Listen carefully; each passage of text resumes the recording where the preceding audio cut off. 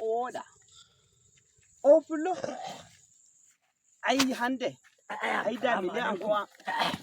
Ha kai dara mana. Yo ai mi anda an ai. Haba ciyaman. Yo ciyaman kadi a doga doga. Ai ciyaman wani do su dake. Allah rena ganji ba. Wor ciyaman yamdal. Jore jara habaru. Wato a andi do dama in bijere su tare an. An onko? Mana wato hefti. Yawwa. Wato malala bangaidun ba. Yawwa. Wato goddi burti min shori miliyan 7. Burti. To kanyun do be dabbitata an kanyun bimi hammi wara do mire gobi. Hula woni min go. Amma yo ai min anana ko. Kai. Wato gisa goddo fullo mi ma nana. Isa kan nana ko foti wa. Miliyan go en siriyo tiri. Urokete. Yo ashe fullo woda. Yewa hande wona mi habaru we hoce la wayajo. Amma kai wor kawai. Wato mu tai fi gare to ciyaman haɓe. Raru ga do shed. Yo gida. To diji kewta gefa ka do ni. Kai. Yo wai bayraɓe kadi hande onon tawti del ladde. Yo da shari adu lalli ai. Ra famane na din do. Wato lalli. Wato ciyaman. Aba wor kai. Ciyaman mu nyamdal. Wai doto wai da anana guji mota police. Ciyaman jiba. Ga jiba Fulani organization ba. Yawwa. Wallahi. To wai hande na dun lalli tawne do hande. Wor kai. Wor ta. Dawro. Ande ko de kabi ciyaman. Ande kadi. Wato duniyar woda joire. Wai no wadi ne wai. Futi tokkuda wato ma heptoyi ma. Non wadi. Wato burti min shori miliyan 7. Miliyan 7. Wai do ma goli rarten. Dini habbe ko do mi hudo. Allah akbar ciyaman. Wai he gar mi taw mi ci ganjiba kam mai do. Ai ganjiba do su da arti ba warki. Ciyaman ganjiba. An kadi no wadi. Wadda fullo mi ma na gisil mu. Wulli wi so raika. Wai shedo ko no ko botti wai. To sai wadi duma dun to an.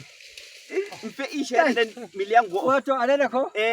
Min da ma ko jimmi wiki. Yawwa. Gollawol na hande kolle mi on fewre ko coydo.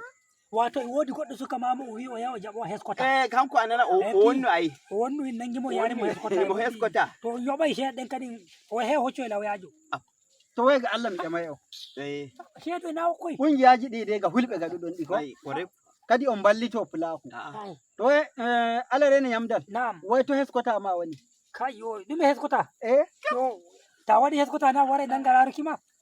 A wada heskota ma no henyi de akwa wadi heskota. Heskota wala? I mean anana ko fe share.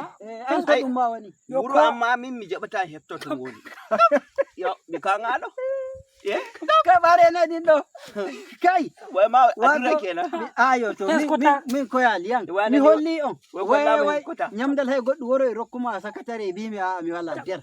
Dala mi tokka nay am mi duro mi lalo. To ai mi nebi mi holla on. I mean de wi orokata an komi. Bim to amma mi ma mi omta dum am. To alare ne. Na'am. In nebi in nodda on.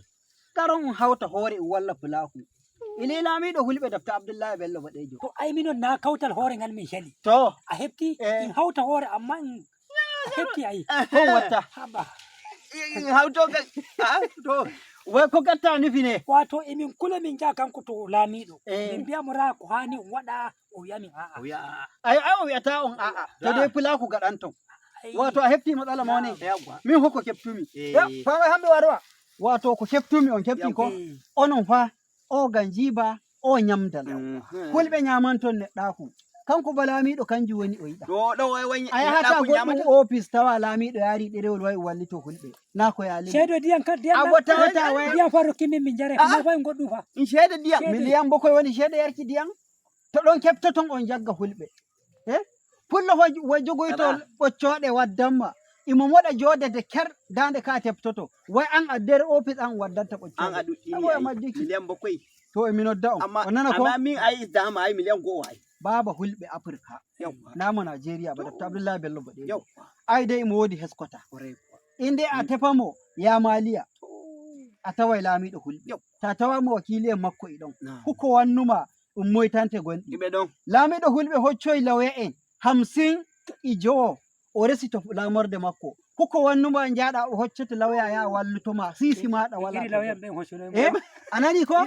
Go on don. Dida bum majjum. laamiɗo hulɓe meeɗa nyamana pullo neɗɗaku o wanya pullo hefta natta siyasa natta luumo natta jangirde dillida e muɗum wara surana gayna mum surana wuro muɗum kanjum o ɗaɓɓitata laamiɗo hulɓe bo o wala derɓe wiyata hande in tefamo wa in dullimo wallahi banda laamiɗo fewre laamiɗo ayi a tawaymo gure o yaari ziyara ko mo wiya doggoyra laamiɗo wari saboda o yiɗa gondaleyel maɗa to ma goduɗa goɗɗum ko dokkata laamiɗo wallahi gaylito ɗon garon tokkol laamiɗo hulɓe min gol lawol ngol wala to ayde hande a yaha Kano a yaha Kaduna a yaha office a yaha police station hande on nder walu en to ɗum tan mi heɗani o goɗɗo tutoy ɗuɗɗum goɗɗo jibaramo ngam yiki bidiyoji amin tokkon Kode Radio TV gaɗon subscribing inchallahu on gi'aymi min getti on to Allah renata a dotti na'am wato non no biyataɓe wato ɓe gara ɓe gaɗa alama soppinaki a hetti ko ɓe gaɗa no subscribing ɓe nanga horde ɓe dimba a hetti wato non no ɓe dimbiri ɓe nane habaruji jego daga Kode Radio yo alenguru ok lenguru yowiri bidiyoji kawai sai dai aita aliyam horde in nangata oya an sai kawai lenguru in to hawodo to sakiraɓe tokkoye nder Kode Radio international